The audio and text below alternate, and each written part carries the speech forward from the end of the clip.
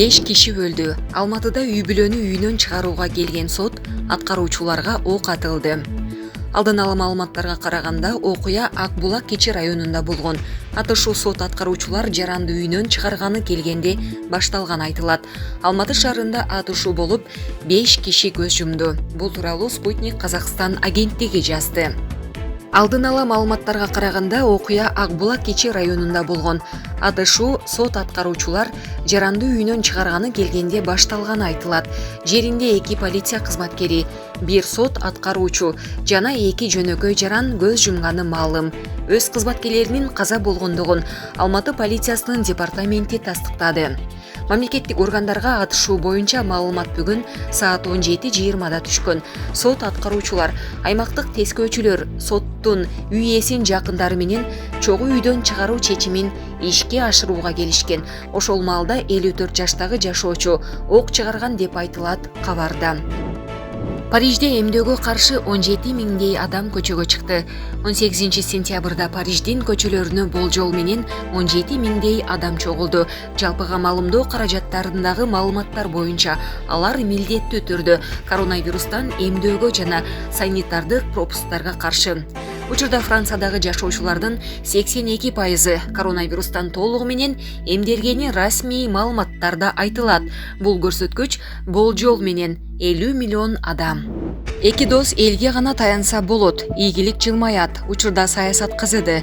Президент Садыр Жапаров менен УКМК төрагасы Камчыбек Ташиевди каралоо, рейтингтерин түшүрүү кампаниясы күч алды. Коомчулук кайсыл жагына ишенерин билишпей, баштары маң. Мындай жагдайда ушак айыңдарга чагымчылдык калтыруунун кажети жок. 2 доз адаттан сырт кетишпей, адилеттүү багыттарын, баштапкы идеяларын уланта беришсе, эч кандай коркунуч жок. Болгону элге таянышы керек. Ал эми бузукуларды убакыт аныктайт. Чиновник, депутаттар самокат менен Ак үйгө келе жатканын элестете аласызбы?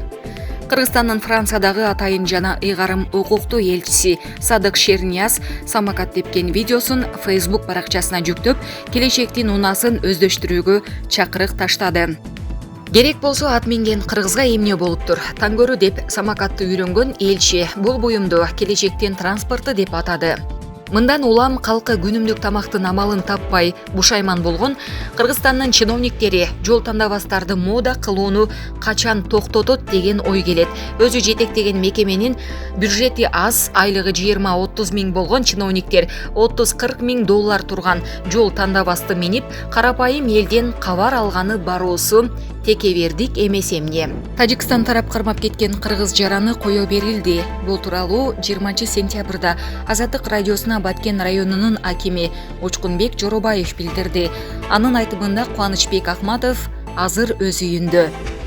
Тажикстандын коопсуздук кызматкерлери 6 сентябрда Баткен районунун Үчтөбө айылынын тургуну 8 баланын атасы Кубанычбек Ахматовду кармап кеткен. Кармоо учурунда жанынан болжол менен 100 килограмм ферула чөбү табылганын айтылган.